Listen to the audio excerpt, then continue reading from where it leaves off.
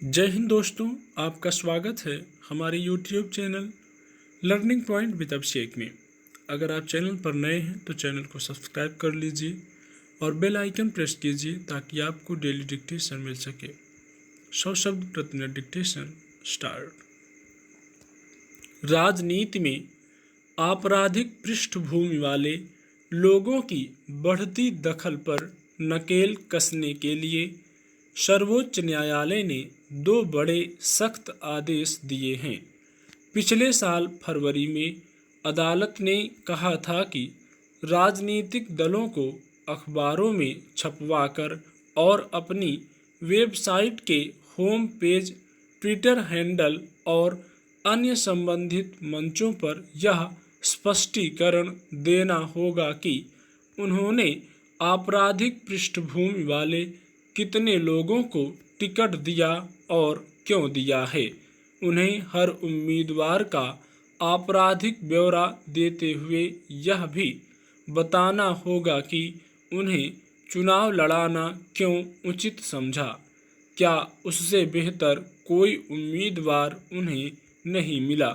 जाहिर है यह आदेश राजनीतिक दलों को असहज करने वाला था और कयास लगाए जा रहे थे कि वे इसकी अनदेखी करेंगे। वही हुआ। बिहार विधानसभा चुनाव में लगभग सभी दलों ने अपने प्रत्याशियों के आपराधिक विवरण नहीं दिए। इसे सर्वोच्च न्यायालय ने अवमानना करार देते हुए 8 राजनीतिक दलों पर भारी जुर्माना लगाया है।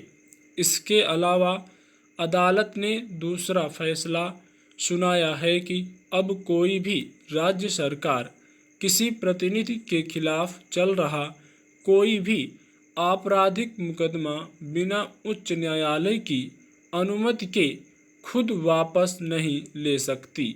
ये दोनों फैसले देश की लोकतांत्रिक व्यवस्था में मील का पत्थर साबित हो सकते हैं अगर इन पर कड़ाई से अमल किया हो। पिछले कुछ दशकों से राजनीति में आपराधिक छवि वाले लोगों की संख्या लगातार बढ़ती गई है। शायद ही कोई राजनीतिक दल है जिसमें ऐसे नेता न हों जिन पर संगीन आपराधिक मामले दर्ज न हों। पार्टियां दूरी बनाने के बजाय बाहें खोलकर उनका स्वागत करती देखी जाती हैं। यही वजह है कि हर लोकसभा और विधानसभा में चुनाव के बाद ऐसी छवि वाले लोगों की संख्या कुछ बढ़ी हुई ही दर्ज होती है। स्वाभाविक ही इसे लेकर लोगों में असंतोष है। वे इस प्रवृत्ति पर रोक लगाने के लिए अक्सर निर्वाचन आयोग की तरफ आंखें लगाए रहते हैं, मगर वहां से कोई उत्साहजनक प्रतिक्रिया नहीं मिल पाई। इसलिए सर्वोच्च न्यायालय की सख्ती से लोगों को लोकतांत्रिक प्रक्रिया में शुचिता की उम्मीद स्वाभाविक रूप से बढ़ गई है। अदालत ने सख्त टिप्पणी की है कि अब देश का धीरज जवाब दे रहा है। उसने कहा है कि पार्टियां अपने प्रतिनिधियों का आपराधिक ब्यौरा तुरंत प्रस्तुत करें जिसमें उनके अपराध की प्रकृति, उन पर चल रही सुनवाई आदि का स्पष्ट उल्लेख हो। लोकतंत्र में मतदाता को अपने प्रतिनिधि के बारे में जानने का पूरा हक है। इसी के मद्देनजर निर्वाचन आयोग ने अलग अलग समय पर उम्मीदवारों के व्यक्तिगत विवरण में कई बार नई जानकारियां मांगी हैं।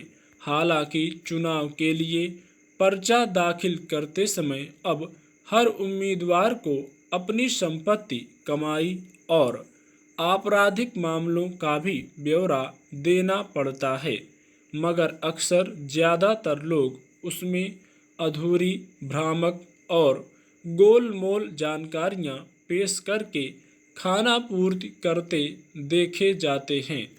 अब राजनीतिक दलों की जवाबदेही होगी कि वे बताएं कि उन्होंने एक आपराधिक पृष्ठभूमि वाले व्यक्ति को क्यों उम्मीदवार बनाया।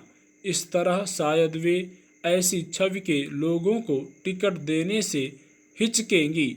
सर्वोच्च न्यायालय ने सख्त लहजे में कहा है कि ऐसी पृष्ठभूमि के लोगों को कानून बनाने का कोई अधिकार नहीं है, मगर जिस तरह राजनीतिक दलों में बाहुबल और धन बल से वोट हथियाने की प्रवृत्ति जड़ जमा चुकी है, वे किस हद तक इससे मुक्त हो पाएंगे देखने की बात है। अगर वे सचमुच लोकतांत्रिक मूल्यों में विश्वास करते हैं तो राजनीतिक दलों को इस पर अपनी अंतरात्मा को टटोलने की जरूरत है। अफगानिस्तान के बिगड़ते हालात से भारत की नींद उड़ना लाजिमी है।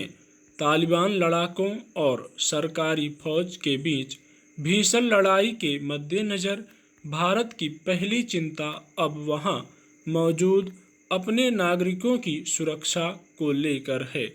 इसलिए युद्धरत अफगानिस्तान से भारतीय नागरिकों की सुरक्षित वापसी पहला जरूरी काम था। अफगानिस्तान में हालात तो काफ़ी समय से चिंताजनक हैं, लेकिन अब से पहले भारतीयों से अफगानिस्तान छोड़ने को नहीं कहा गया था।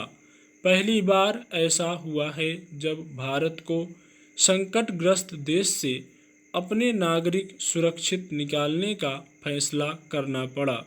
इससे पता चलता है कि वाकई वहाँ हालात कितने बदतर होते जा रहे हैं और लोगों का जीवन कितने गंभीर संकट में है।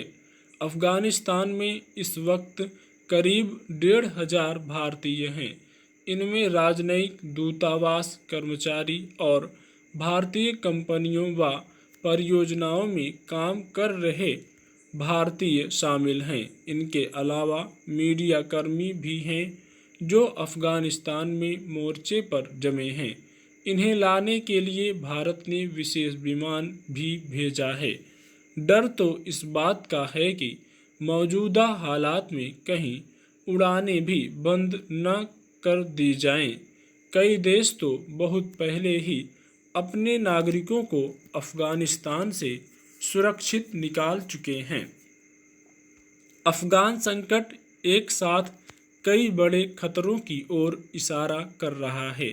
पहली बात तो यही कि तालिबान लड़ाके आए दिन अफगान शहरों को अपने कब्जे में लेते जा रहे हैं। तालिबान ने बड़े शहर मजार-ए-शरीफ पर भी नियंत्रण कर लिया है। कुंदुज भी तालिबान के कब्जे में आ गया है। हेरात, कंधार, लश्कर गाह जैसे प्रमुख शहरों में भीषण लड़ाई चल ही रही है, यानी आधे से ज़्यादा अफगानिस्तान पर तालिबान काबिज हो गया है। कई शहरों में तो तालिबान ने अपने आदिम जमाने के कानून भी फिर से थोप दिए हैं। महिलाओं और लड़कियों का घरों से निकलना बंद है। पुरुषों को लंबी दाढ़ी रखने को मजबूर किया जा रहा है।